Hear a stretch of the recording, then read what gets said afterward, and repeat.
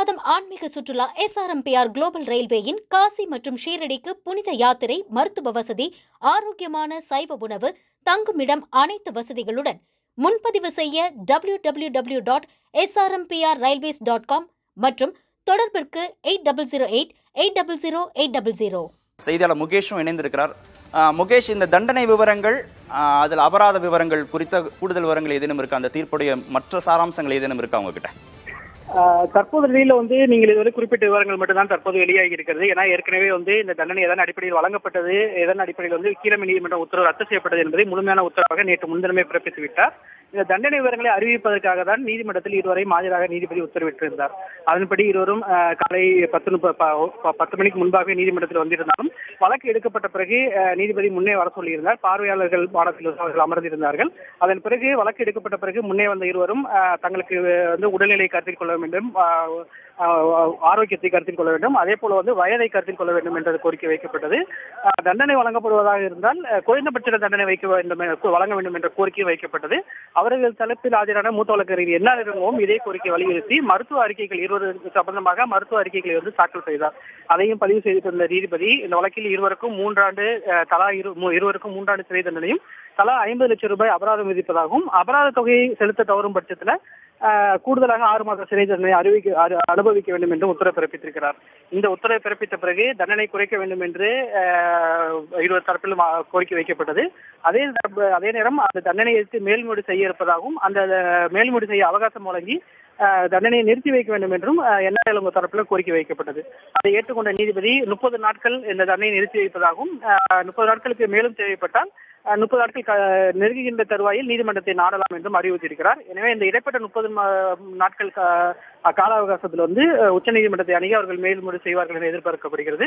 ஒருவேளை மேல்முறை மனு விசாரணைக்கு வருவதற்கோ அல்லது பட்டியலிடப்படுவதற்கோ தாமதமாகும் பட்சத்தில் மீண்டும் நீதிபதி ஜெயச்சந்திரனையே அணுகி அந்த 30 நாட்கள் என்ற அவகாசத்தை கூடுதலாக ஒரு வாரம் 2 வாரம் நீட்டித்து கோருவதற்கும் வாய்ப்புகள் இருக்கின்றது. கார்த்திகேயன், அந்த வாய்ப்பும் இருக்கா? உச்ச நீதிமன்றத்தில் காலதாமதமாகும் பட்சத்தில் மீண்டும் திரு ஜெயச்சந்திரனை அணுகுவதற்கு திரு பொன்முடிக்கு ஒரு வாய்ப்பு கொடுக்கப்படுமா? தற்போது இந்த வழக்கு முடியும் தருவாயில் அப்படித்தான் நீதிபதி தெரிவித்திருக்காரு. என்றால் இந்த 60 நாட்கள் குறைந்தபட்சம் 60 நாட்கள் அவகாசம் வேண்டும் என்று கோரிக்கை வைக்கப்பட்டது. ஆனால் முதற்கட்டமாக 30 நாட்கள் வழங்க முடியும் என்ற அடிப்படையில் 30 நாட்கள் வழங்குவதாகவும், தேவைப்படும் பட்சத்தில் எந்த நேரத்திலும் நீதிமன்றத்தை ஆடலாம் என்றும் நீதிபதி ஒரு அறிவுறுத்தலாக வழங்கியிருக்கிறார். எனவே அவர்கள் உச்சநீதிமன்றத்தில் வழக்கு பட்டியலிட தாமதமானால், ஏனென்றால் தற்போது கிறிஸ்துமஸ் விடுமுறை இருக்கிறது, அவசர வழக்காக பதிவு செய்ய முடியுமா என்பது ஒரு கேள்விக்குறியாக இருக்கிறது. ஜனவரி 2ஆம் தேதி தான் வழக்கமான நீதிமன்றம் தொடங்கும். எனவே இவற்றை கருத்தில் கொண்டுதான் அந்த 30 நாட்கள் அவகாசம் போதாது என்றும், இந்த தீர்ப்பை ஏற்று மேல்முறை செய்வதற்கான மேலும் என்னென்ன நுணுக்கங்களை சேர்க்கலாம் என்று ஆராய்வதற்காகவும் அவகாசம் தேவைப்படும் என்பதை கருத்தில் கொண்டுதான் 30 நாட்களுக்கு மேலாக அவகாசம் வழங்கினால் நன்றாக இருக்கும் என்று பொன்முடி தரப்பில் எதிர்பார்க்கப்பட்டது. தற்போது நிலையில் அந்த கோரிக்கையை ஏற்கப்படாவிட்டாலும் மீண்டும் நீதிமன்றத்தை நாடலாம் என்பது அவர்களுக்கு ஒரு சற்று ஆறுதலான ஒரு முடிவாகத்தான் எதிர்பார்க்கப்படுகிறது. ஓகே, ஆனா ஊழல் தடுப்பு வழக்குல 3 ஆண்டுகள் சிறை தண்டனைனா நேரடியாக உச்சநீதிமன்றத்தை தான் நாடணும் அப்படின்னு சொல்லப்பட்டது இல்லையா? அதுவும் விதியா இருக்கே. இந்த உயர்நீதிமன்றம் பிறப்பித்த உத்தரவு, அது கீழமை நீதிமன்றமாக இருந்தால் அந்த 3 ஆண்டுக்கு மேற்பட்ட சிறை தண்டனையை அவர்கள் நிறுத்தி வைக்க முடியாது. 3 ஆண்டுகளுக்கு உட்பட்ட சிறை தண்டனையாக இருந்தால் நிறுத்தி வைக்கலாம். உயர்நீதிமன்றத்தை பொறுத்தவரை தாங்கள் பிறப்பிக்க உத்தரவை எதிர்த்து மேல்முறை செய்யும் பட்சத்தில் அந்த உயர்நீதிமன்றமே அந்த நீதிபதியை நிறுத்தி வைக்கலாம் என்றுதான் கூறுகிறார்கள். அதன் அடிப்படையில் தான் தற்போது நீதிபதி ஜெயச்சந்திரன் அந்த உத்தரவை 30 நாட்களுக்கு நிறுத்தி வைத்திருக்கிறார். அபராத தொகை குறித்து ஏதேனும் அவங்க தரப்புல கோரிக்கை வைக்கப்பட்டதா? அபராத தொகை தரப்புல 50 லட்சம் ரூபாய் அபராதம் என்று மட்டும் நீதிபதி செலுத்த வேண்டும் இருவரும் என்று உத்தரவு பிறப்பித்திருந்தார். அது தொடர்பாக எந்தவித கோரிக்கை வைக்கப்படவில்லை. முக்கியமாக இந்த தண்டனை வழங்கப்பட்ட பிறகு அந்த தண்டனை குறைப்பது என்பது சாத்தியமில்லை என்பதால் தண்டனை எதிர்த்து மேல்முறையீடு செய்வதற்காகத்தான் அந்த அவகாசம் கேட்கப்பட்டது. அந்த அவகாசம் தற்போதைய நிலையில் 1 மாத கால அவகாசம் வழங்கப்பட்டிருக்கிறது. தீர்ப்பு குறித்த உத்தரவு குறித்த கூடுதல் விவரங்கள் ஏதேனும் இருந்தால் மீண்டும் உங்களை தொடர்பு கொள்கிறோம். முகேஷ், தற்போதைக்கு நன்றி.